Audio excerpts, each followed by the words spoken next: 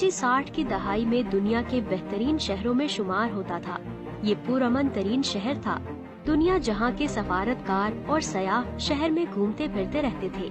Hotels, discourse और बाजार आबाद थे। कराची का साहिल दुनिया के 10 शानदार साहिलों में से एक था। PIA दुनिया की 4 बड़ी एयरलाइंस में शुमार होती थी। यूरोप, अमेरिका, मशरिक़ बईद, अरब ममालिक, सोवियत यूनियन, जापान और भारत जाने वाले तमाम जहाज कराची उतरते थे और मुसाफिर कराची के बाजारों में 1-2 घंटे गुजारकर अपनी मंजिल की तरफ रवाना हो जाते थे। शहर में डबल डेकर बसें चलती थी। हुकूमत ने अंडरग्राउंड ट्रेन के लिए शहर में खुदाई मुकम्मल करवा दी थी और यूँ कराची एशिया का पहला शहर बनने वाला था जिसमें मेट्रो की सहूलत होती। कराची की रोशनियाँ रात को दिन में बदल देती थी। कराची के बीच भी लाजवाब थे। सफारतकार गोरे हफ्ता और इतवार का दिन बीच की गर्म रेत पर लेटकर गुजारते थे। दुनिया भर से बहरी जहाजों के जरिए हजारों मुसाफिर कराची आते थे। कराची खित्ते का जंक्शन भी था। यूरोप से लोग ट्रेन के जरिए इस्तांबुल आते थे। वहाँ से तेहरान, तेहरान से कोयटा और कोयटा से कराची आते थे। कराची में रुककर ट्रेन के जरिए इंडिया चले जाते थे और वहाँ से श्रीलंका, नेपाल और भूटान तक पहुँच जाते थे। कराची में दुनिया की जदीद तरीन मसनूआत मिलती थी। ये शहर बड़ी गाड़ियों की बहुत बड़ी मार्केट होता था। जापान, यूरोप और अमेरिका से महंगी गाड़ियाँ कराची आती थी और कराची के सेठ बाकायदा बोली देकर ये गाड़ियाँ खरीदते थे। यहाँ का रेलवे स्टेशन दुनिया के बेहतरीन स्टेशंस में शुमार होता था। ट्रेनें जदीद, साफ सुथरी और आरामदेह थी और इनमें खाना भी साफ सुथरा और मयारी मिलता था। ज्यादातर सफारतकार रिटायरमेंट के बाद कराची में कयाम के मंसूबे बनाते थे और यहाँ प्रॉपर्टी खरीदने की कोशिश भी करते थे। शहर साफ सुथरा था। फिजा बहुत अच्छी थी। सर्दियों और गर्मियों में दर्जा हरारत मोतदिल रहता था। ब्यूरोक्रेसी पढ़ी लिखी, मुहिब्बे वतन और कोऑपरेटिव थी और हुकूमती ओहदेदार आला तालीम याफ्ता और कल्चर्ड थे। लोग बहुत ज्यादा मेहमान नवाज थे। शहर में किसी किस्म की टेंशन और खौफ नहीं था।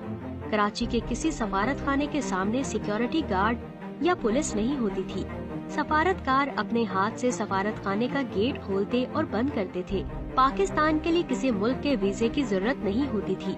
पाकिस्तानी शहरी जहाज में सवार होते थे, यूरोप के ममालिक में उतरते थे और इन्हें एयरपोर्ट पर वीजा मिल जाता था। इसकी वजह बहुत दिलचस्प थी। पाकिस्तान उस वक्त दुनिया का वाहिद मुल्क था जिसमें सिर्फ उन लोगों को पासपोर्ट दिया जाता था जो वाकई ही जेन्युइन मुसाफिर होते थे। पाकिस्तानी शहरियों को पासपोर्ट के हसूल के लिए अपने खुशहाल होने, साहिबे जायदाद होने और सफर की वजूहात के सबूत देना पड़ते थे। कराची का मयारे तालीम पूरे खित्ते में बुलंद था। तालिब इल्म यूरोप, अरब ममालिक, अफ्रीका, मशरिक़ बईद, ईरान, अफगानिस्तान और चीन से तालीम हासिल करने के लिए पाकिस्तान में आते थे और कराची और लाहौर के कॉलेजेस और यूनिवर्सिटीज में दाखिल हो जाते थे।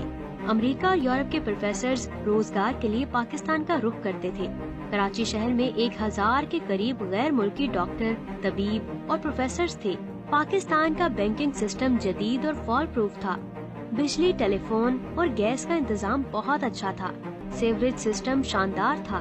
कराची में बारिश के आध घंटे बाद सड़कें खुश्क हो जाती थी। रोजगार के मौके आम थे। फैक्ट्रियाँ लग रही थी और माल एक्सपोर्ट हो रहा था। टेलीविजन नया नया आया था। चुनाचे कराची की छतों पर ईंटों की लंबी कतारें दिखाई देती थी। वर्ल्ड बैंक और IMF के ओहदेदार उस वक्त अमेरिकी एम्बेसी आते और सफारतकारों से कहते थे, तुम किसी तरह पाकिस्तानी हुकूमत को कर्जा लेने पर मजबूर करो। सफारतकार वजीर खजाना से बात करते तो वो कहता, हमें जरूरत ही नहीं, हम पैसे लेकर क्या करेंगे।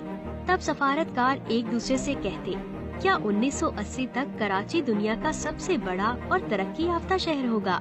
तो दोस्तों, आज के लिए इतना ही। आपका इस वीडियो के बारे में क्या कहना है? अपनी कीमती राय का इजहार हमारे कमेंट बॉक्स में जरूर करें। मज़ीद